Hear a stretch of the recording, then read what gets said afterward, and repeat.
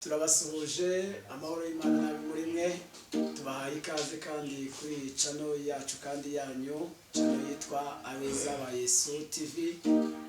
Turanezerewe cyane kubana namwe, wowe uri mu Rwanda, wowe uri hanze y'u Rwanda, amahoro y'Imana abe muri wowe. Tuje muri uyu mwanya kandi tuje kugira ngo tubane mu mwanya mwiza wo kuramya Imana no guhimbaza Imana. Iyi ni channel mugiye kujya mutubonaho kenshi inshuro nyinshi mu biganiro bigiye bitandukanye, ariko kandi twibanda mu kuramya Imana no guhimbaza Imana, twumva n'ijambo ry'Imana.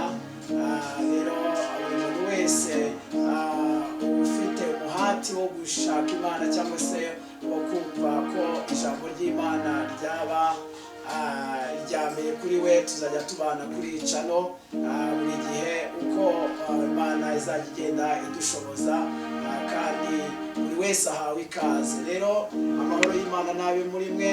Icyo twabasaba ni ukujya mudutera inkunga, cyane cyane mukora subscribe, mwandika comment, hanyuma kandi musharinga kugira ngo buri muntu wese azajye abona izi video. Hanyuma kandi ntimukibagirwe gukora like kuko tuzajya tubana buri gihe uko Imana izajya igenda idufasha. Hanyuma njyewe amazina yanjye nitwa Regis Singaye, ariko kandi ntabwo ndi jyenyine. Hano iruhande rwanjye murabona ko hari undi muntu turi kumwe. Reka nawe musabe ababwira amazina, abanza arambura ibiganza kandi abasuhuze, hanyuma ababwira amazina, ubundi tuze dukomeze mu izina rya Yesu. Ndabasuhuje mu izina rya Yesu. Amazina ni Kabanyana Marie Rosine, ndi umugore ndubatse,